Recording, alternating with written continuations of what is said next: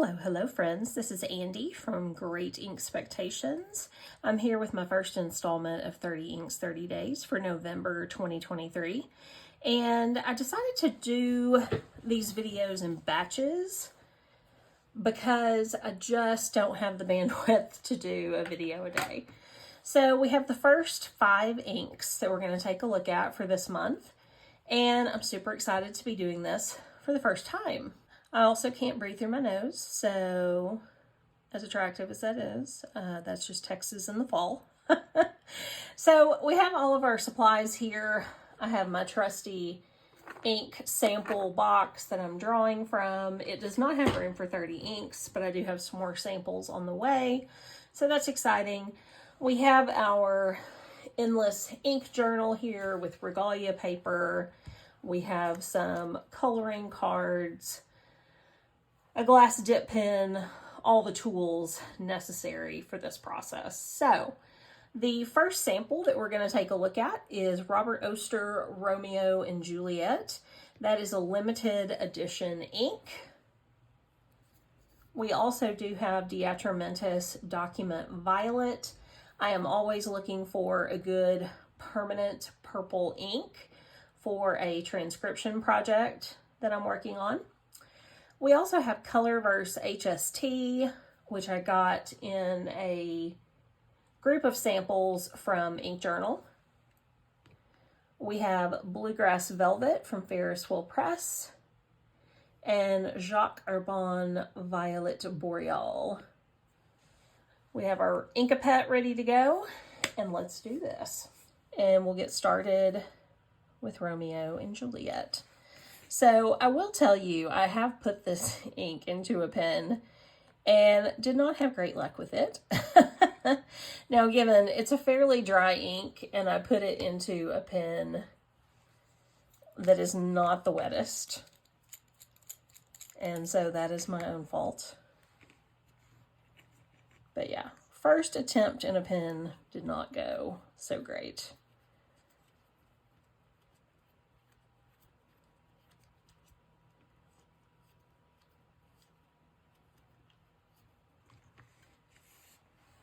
All right, we're just going to do a partial fill on these because who knows how it'll go, how they will perform. You know, if they're super great and impressive, I'll probably keep them inked, but we'll just have to see. All right, so let's start with the coloring card. Let me grab some Q-tips. All right. That's the only tool I forgot.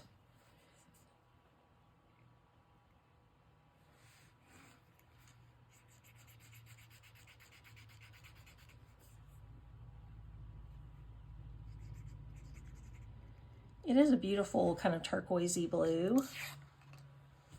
But like I said, from my previous experience, it is pretty dry.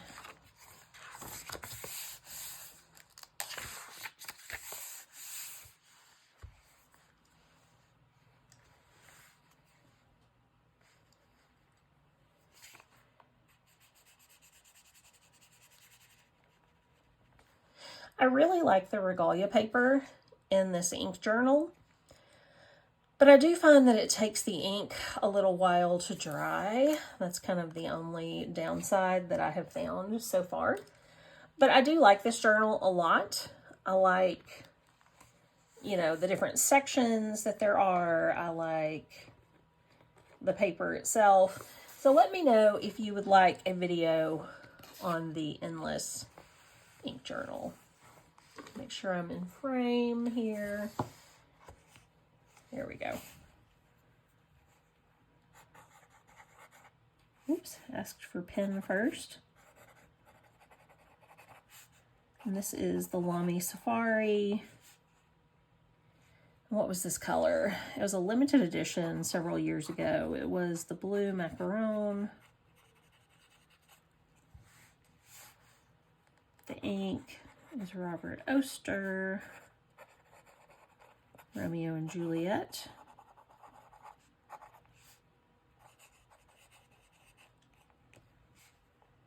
I believe this is a medium nib.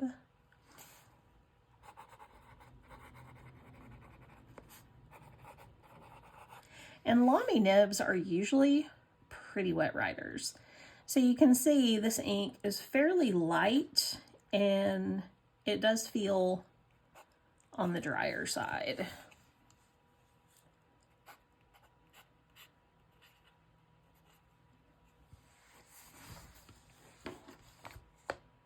So that's what we have so far.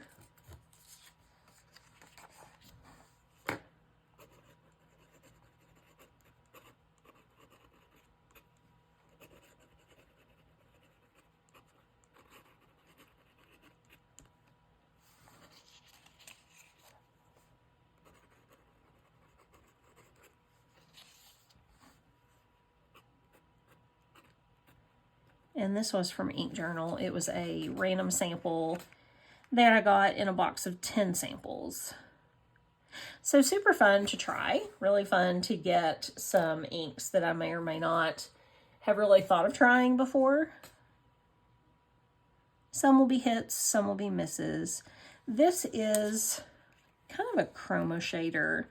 It has that bit of pink undertone to it, along with the lighter blue. Really pretty ink, like I said, but probably a little drier than I prefer. But we will let these dry and come back to them. So there's our first ink. And let's move on to the next. All right, next up, DeAtramentis Document Violet. And that is going to go in the Esterbrook Gold Rush Purple Dreamer. This is a fine nib. I have absolutely no idea how this will perform, so we'll see. I do love DeAtramentis Document Black. It is a very wet ink. It's a great performer. My camera isn't about the right spot.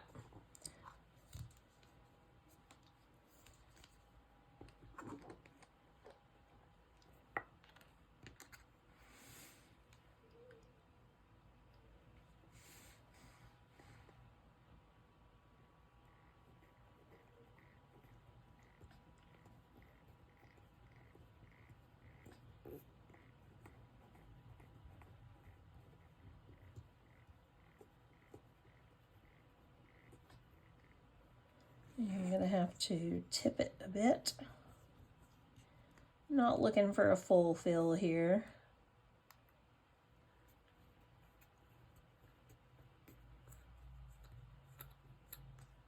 There we go. That'll do.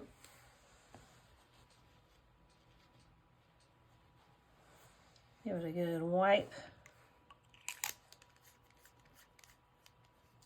And I do love this pen. This is not one I see a lot on YouTube. It was a limited edition Esterbrook. And yeah, a beautiful pen. I probably don't use it enough. All right, let's get our coloring card.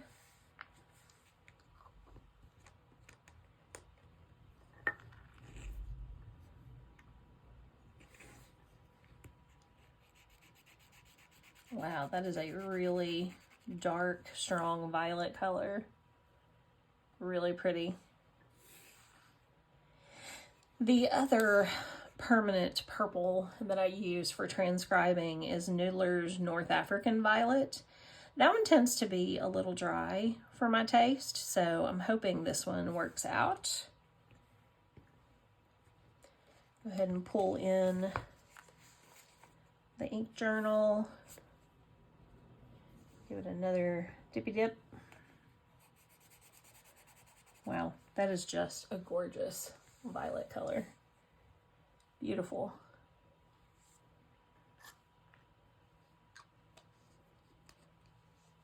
All right, so I'm done dipping for now. Let's go ahead and see how it writes.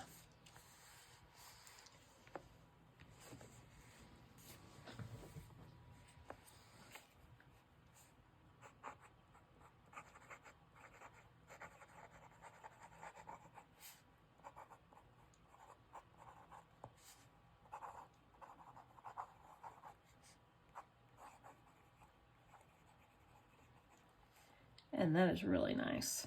No dry flow here.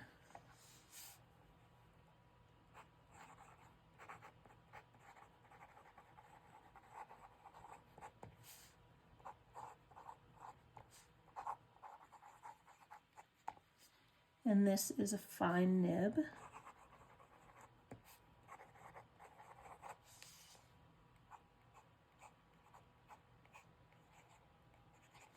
That is really pleasant. Has a little bit of shading, although this Regalia paper does show a lot of shading in a lot of different inks, even ones that don't usually shade for me.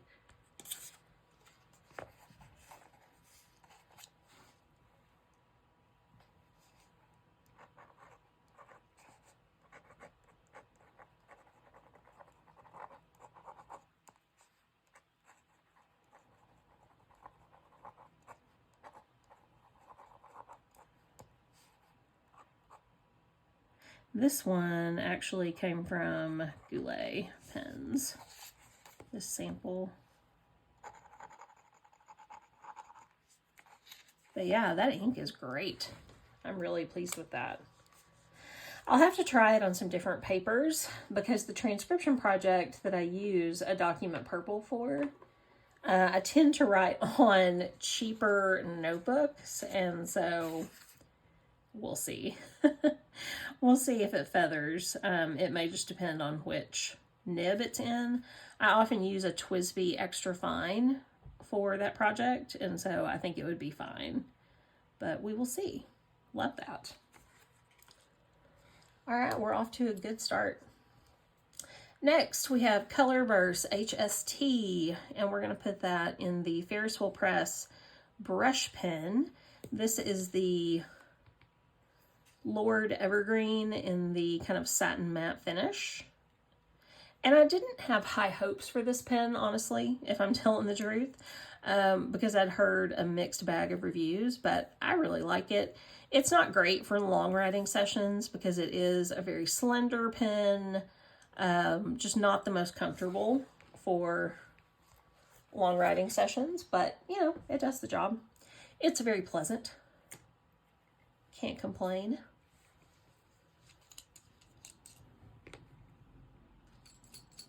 And this is in a medium nib. One thing I really do like about these Ferris Wheel Press brush pens is their converters. The converters for these and the carousels is pretty awesome. I did just flush the converter in this pen a little bit. I had, what was it? I had a Private Reserve Avocado in this, and it was a great pairing, but it had, even though I'd cleaned it, a little bit of that ink had settled back into the bottom of the converter, so gave it a little flush.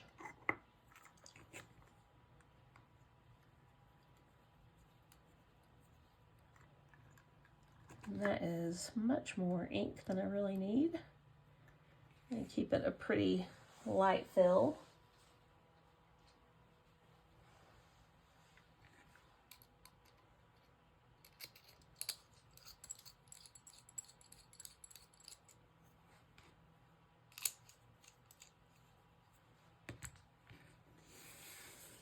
All right, let's see how we do.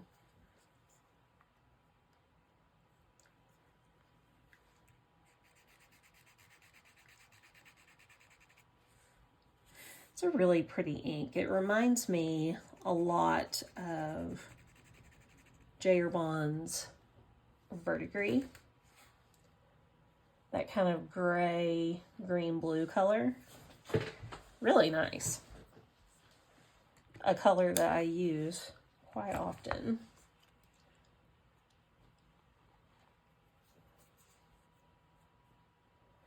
See how it looks. That was the wrong swab. Let's try that again. That was definitely the purple swab from before.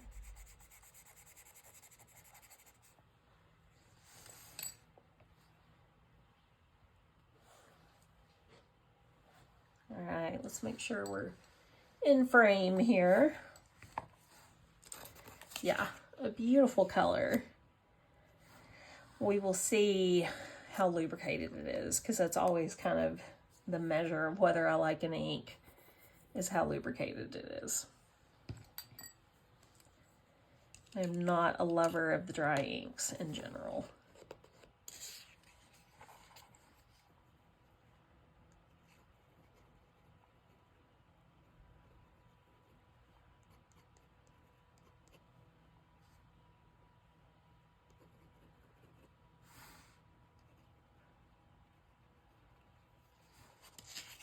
And this was another one from Ink Journal. So far, so good. It feels pretty nice.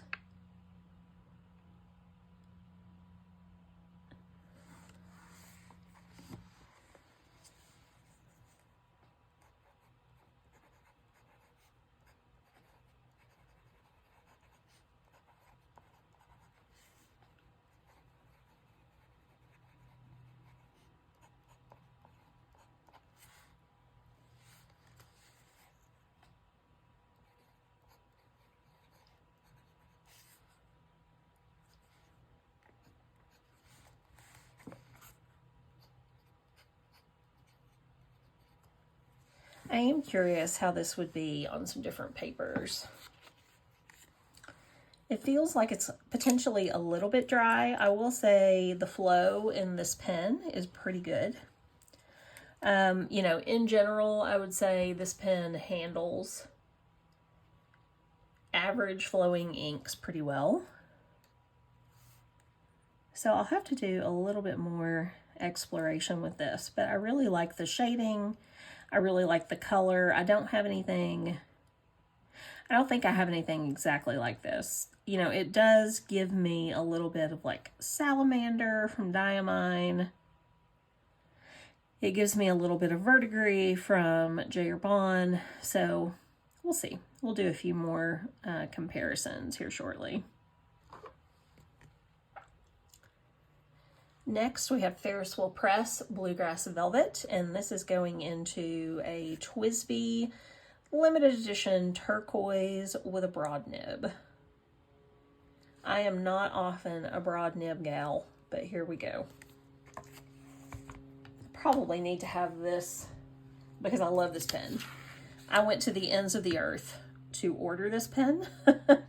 I got it from Spain. So more on that. Let me grab an ink vial.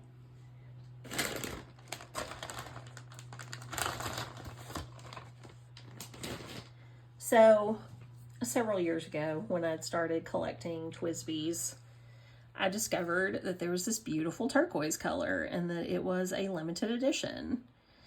And at that point in time, you know, you could not find it anywhere. You know, it had flown. It was not available anywhere that I could find at the time, until I found it at a shop in Spain. And luckily for me, I had a wonderful, sweet, understanding friend who was willing to have this pen shipped to her and then ship it to me in the United States, so that I could own my TWSBI turquoise. So I will probably never let go of this pen. But I really should get it ground to something that I will use more often. I'm not really a broad nib person in general. So yeah, definitely should have it ground to something more usable. But yeah, this ink looks like it is going to be pretty well lubricated. Let's see about that.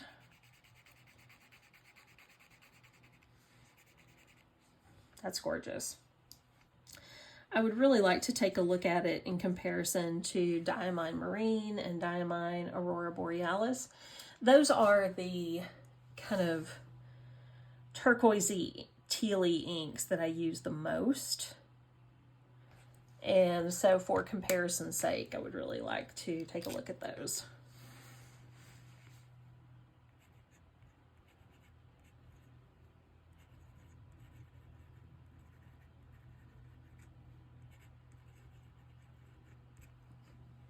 In general, I find Ferris wheel press inks to be quite dry. This one feels a little more average, or it could be because it's in a broad nib.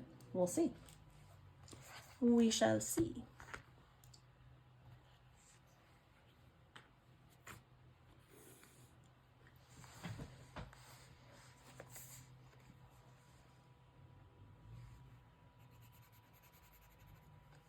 Just a gorgeous color. I think it's going to look really nice on this regalia paper.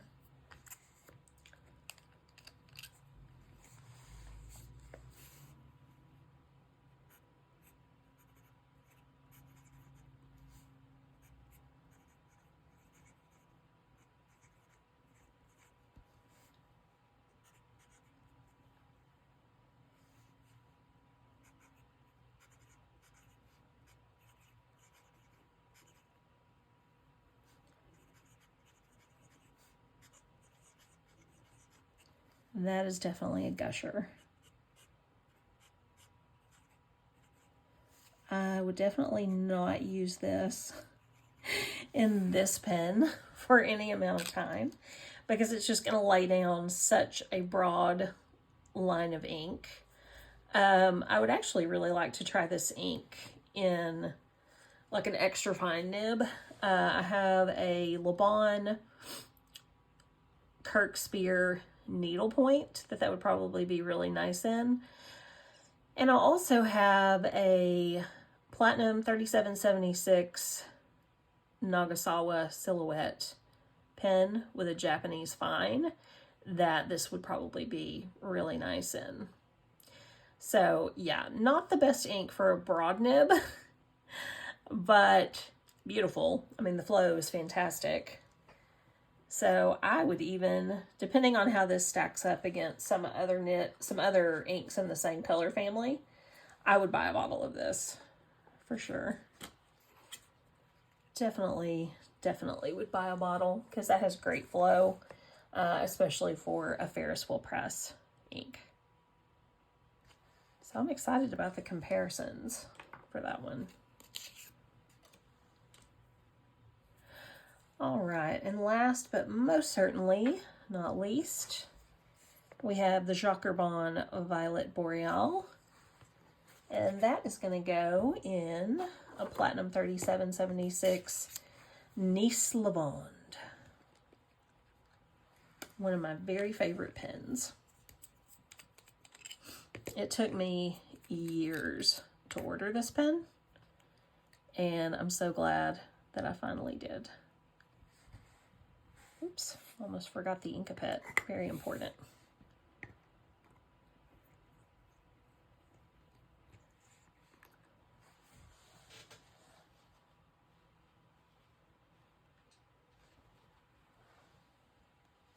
Herbin inks, in my experience, are very very lubricated.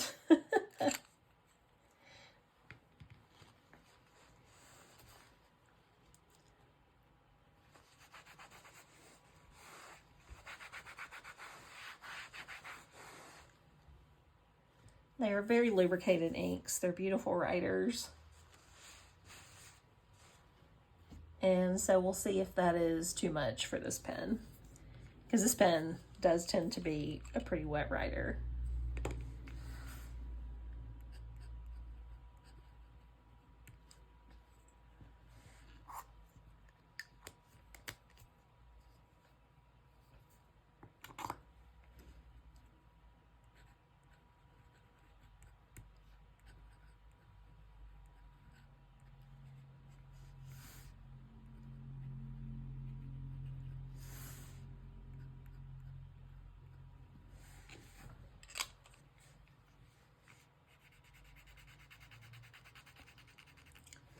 That is a beautiful, vibrant ink.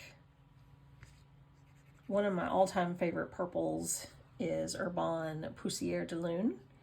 And pardon, I don't speak any French, so pardon me, but yeah, that's gorgeous. Poussière de Lune is much more, I don't know, a darker purple, more desaturated, so not this brilliant for sure.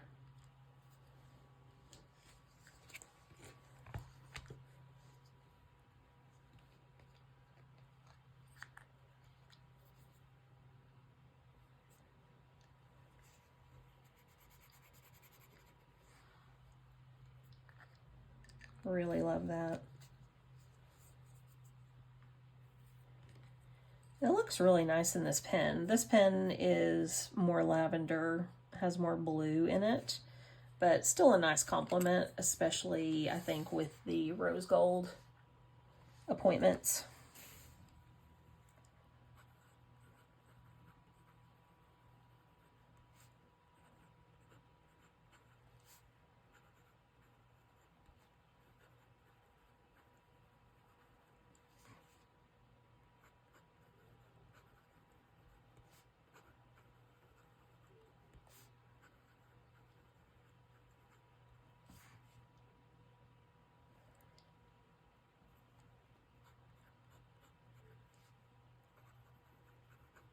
This is a 14K medium nib. My favorite nib in the world. Inky fingers and all. So yeah, that's a beautiful combo. That might be my favorite combo of the day. I may leave this pen inked with this particular ink. That's really nice. So there we go, our 5 inks, not counting that mess up. Those are our 5 inks for this first installment of 30 inks, 30 days.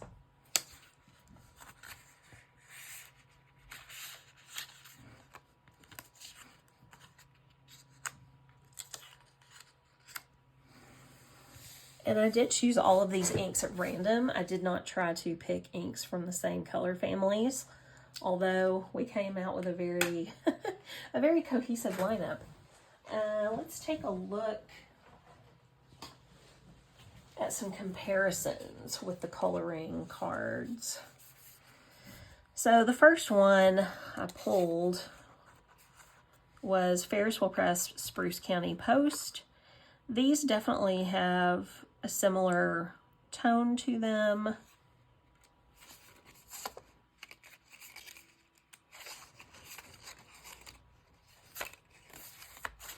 Salamander came to mind, but this definitely, HST definitely has more blue in it.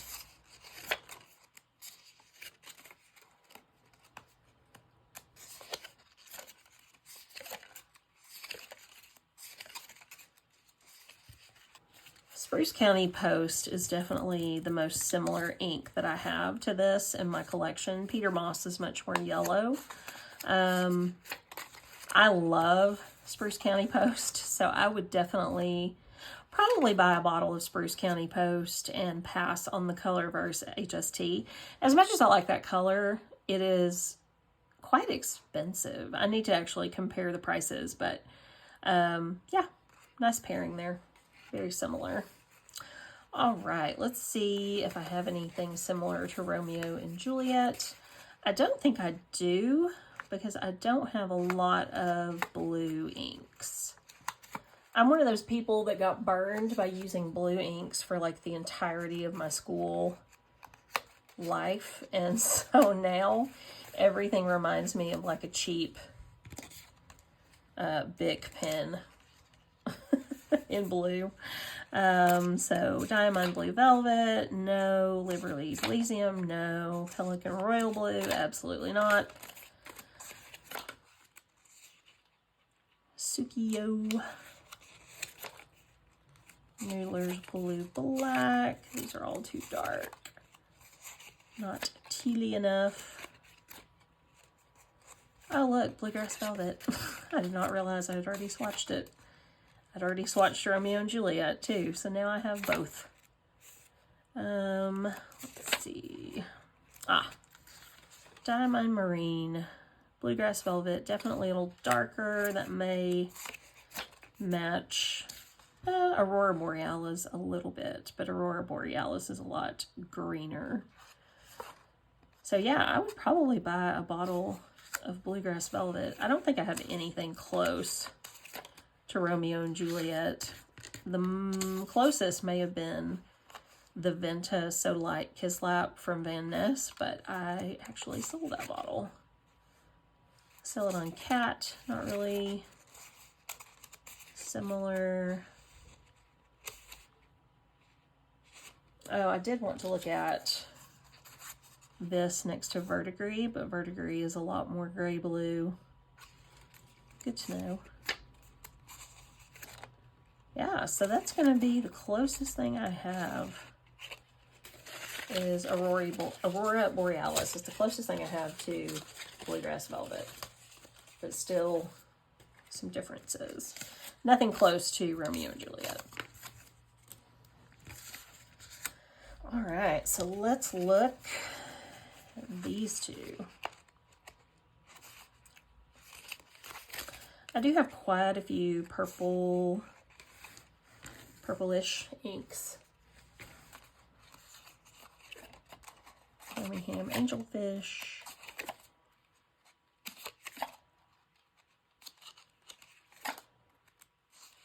Grape Ice Pop.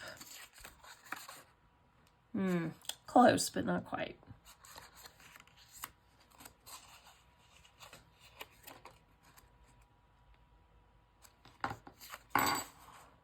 Mayora Amalfitano. There's Poussiere de Lune. Not really close to either of these. And one of my all-time favorite inks. Close. Imperial Purple from Diamond is pretty close. I actually don't have that bottle anymore. I gave it away.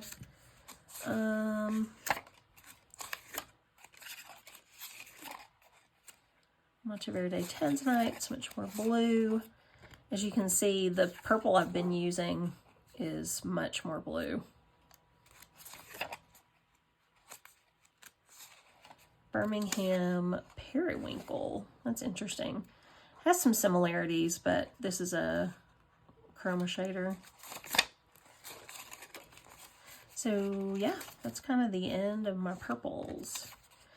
Organic Studio Jane Austen. Very similar to the Document Violet, but this is not a document ink, so it would not be as able to stand up to water damage. So yeah, that is the first installment of 30 Inks, 30 Days. My very first one ever. That is a lot of fun. I really enjoyed these swatches. I would definitely leave Violet Boreal in that pen. I would probably leave HST in the Ferris Wheel Press pen, and I would possibly leave the document ink in this pen as well. I think it may be a little bit too wet for me. The TWSBI, definitely too wet, and the Lamy, a little dry. Romeo and Juliet is just really dry and really light, so not my favorite ink. But some winners and some losers. Thank you all for joining me, and I'll talk to you soon.